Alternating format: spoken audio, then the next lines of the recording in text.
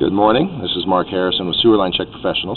I am here at 14713 McCormick Street in the Sherman Oaks area, and I am preparing to perform a video examination of the main sewer line here on the property for Darren Jones.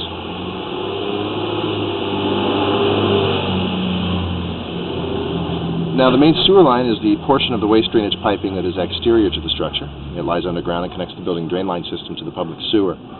The building drain line system then is the portion or portions of the waste drainage piping that is underneath or interior to the structure.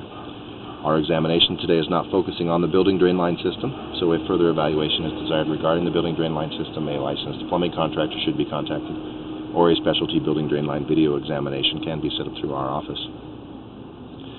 So I'm going to be performing my examination today from this 4-inch main sewer line cleanout.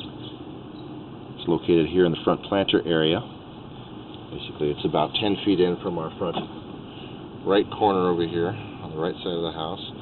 And as you look down next to this bougainvillea here and underneath some of this vegetation, there's a little box, a little wooden box that the cleanout is kind of sitting down inside.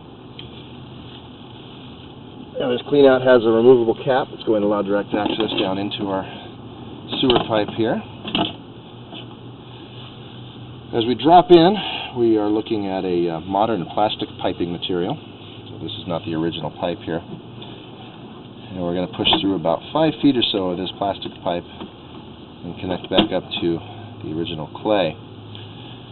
Now, the modern plastic piping materials, they do have a very long service life expectancy. They have a very smooth inner surface, which allows for very high washout capabilities, and they are intended to be impervious to root intrusions. Now, the clay piping also does have a very long service life expectancy, but it is more brittle in nature than the plastic pipes, and it does have a higher potential for damage during seismic activity or earthquakes. Now, root intrusions at the joints of these clay pipes is a common condition. Normally, we would be suggesting that these root intrusions can be maintained with regular sewer line cleanings, but when they're left unmaintained for extended periods, they can create blockages in a system or potentially damage a pipe. Now, this root intrusion here is pretty significant. It was holding some debris that was causing the pipe to fill with water, so it's something that is at the point where we would be suggesting cleaning. Now, once we get past this section of the original clay pipe, we're connecting back up to a plastic pipe. Now, this connection here is intended to be sealed and not allow root intrusions. So this is something that we would be recommending repair on.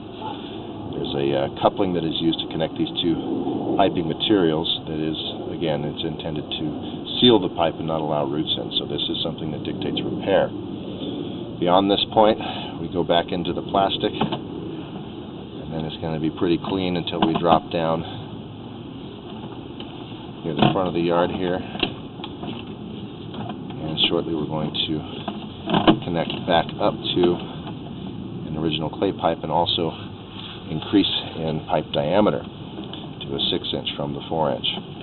Now, this clay piping here out under the street the rest of the way to our public sewer is pretty typical.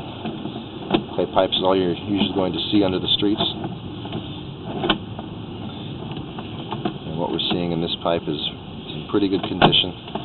Minor shifting of the pipe sections, so you've got some joints that aren't lined up perfectly, but that's not a real concern. There's no signs of any compromises to the pipe itself.